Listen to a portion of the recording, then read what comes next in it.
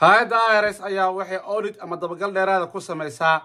dadka madowga ah ee canshuurta xareysto khaasatan dadka claim gareeyo caruurta iyo aan income tax credit-ka dadka low income family-ga ee dadka madowga ah oona adigu yani adigaba dhammaanteen aanu ka mid nahay aarta meel baa joogtaan waa salaaman tihiin waa maxamed faarax video haddaa ku arta social media dhammaan la wadaaga asxaabtiina sidoo kale fikirkiina ka dhiibta baraha bulshada akawnada aan ku leeyahayna iga soo follow gareeya IRS ayaa waxaa lagu sameeyey baaris ayada laftigeeda study ayaana laga qoray cilmi baaris markii lagu sameeyey kabacdi waxaana ku sameeyey Stanford University, the University of Michigan, the University of Chicago iyo Department of Treasury wasaaradda maaliyadda Mareykanka afartan ayaa waxay ku sameeyeen baaris IRS waxay rabeen inay ogaadaan qaabka IRS wax u xareyso qaabka dadka oo la macaamisho iyo ganacsiga oo la macaamisho ee lacagtana u aruriso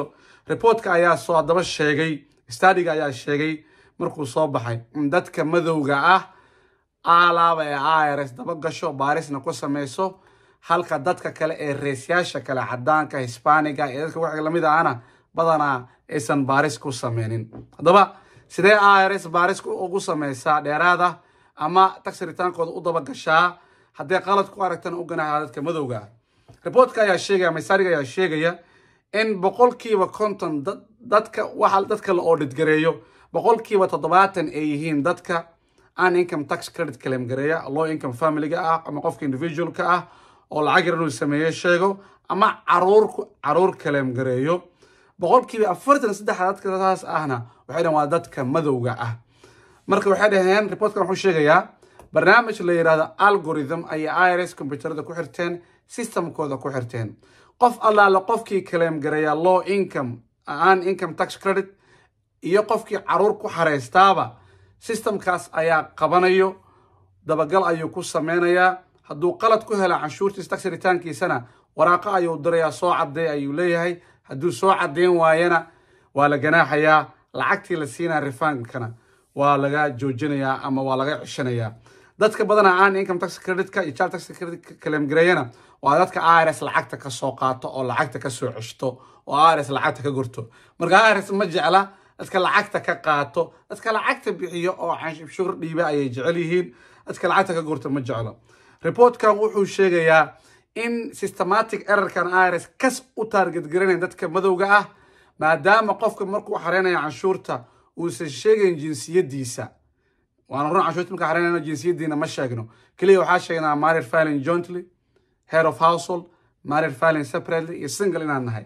laakiin dadka dabaqada hoose ah oo caruurtana claim gareeyo low income family-ga ah aan income tax credit-kana ayaa waxay yihiin dadka madowga ah ee Mareykanka ah ugu dambeyntii IRS waanu aragnay dad badan ee audit ku soo direen dhaheen cadee cunuga inaad dhashay inaad walaala tihiin maxaad ku cadeynaysaa cadeema noo soo dir dad badan oo dhalay caruurta way cadeyn karaan maadaama dhalashadii iyo guriga iskula qoran yihiin ama isbitaalka ama iskuulka iskula qoran yihiin laakiin dad badan oo waxaanu aragnay aan maxkamad guardianship haysanin ama custody form wa custody court aan haysanin cunugaas aan ka haysanin oo laakiin caruurta iska claim gareynayo haddaba waxaan idinkula talin lahaa haddaa cunuga aad dhashay waa okay ama aabii hooyo tahay laakiin haddaadan dhalin cunuga laakiin aad caawisay custody court-ka intaad tagtid guardianship form ka soo buuxi cunugaas isku qor mas-uul inaad ka tahay isku qor hooyadii aabbaha waa haysan karaan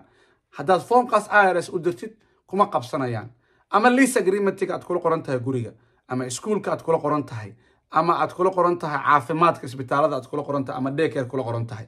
waa inaad cadeemahaas ay IRS ka rabtaa haddii kale aad cadeyn weysid way ku ganaaxaysaa lacagtana ii soo celiyo kuladaha ama lacagtii ay kusoo ka junaysaa sidoo kale IRS ma jecla in adoo individual tax return xareynaya ah ama aad self employed inaad income-kaaga 00 ka dhigtid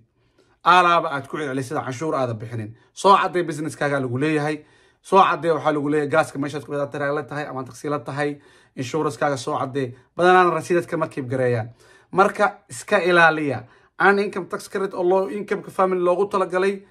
badanaa waxaa loo baahan yahay cadeemo dheeraada haddaa halkaas gashid ogow IRS way ku target garanaysaa business-kaagana way target garanaysaa xataa S corporation C corporation aad xareynaysid oo 00 aad ku canshuurta aad ku soo dhigtid ama lacag yar aad helisid ugu dambeyntii waa lagu dabagalayaa cadday ayaa lagu leeyahay taraagaashan aad soo garatay bilimahan aad soo garatay dheekeerada leedahay humanitkarada leedahay caddeyn dheeraada ayaa laga rabi doonaa dadka badankaana caddeyn maalin ma dhigtaan ilaa rasiidayaasha 7 sano inay haystaa laga rabaa 5 sano 3 sano meel ay kugu yaali karaan haddii taxi lagugu dhagana kuwa kalena waa lagu dhidgaranaya marka walaalayaal ka foojignaada IRS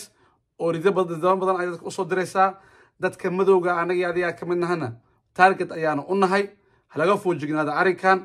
dadka carruurta ku buuxinaya aysan dhalin waxaa ku haboon maxkamad form inaad ka soo qaadatid oo cunugaasi aad masuul uga noqotid saas ayaa ku haboon hooyadii aabihii dhalana u haboon adigana ku haboon mataqaana custody formkaas waa maxamed faarax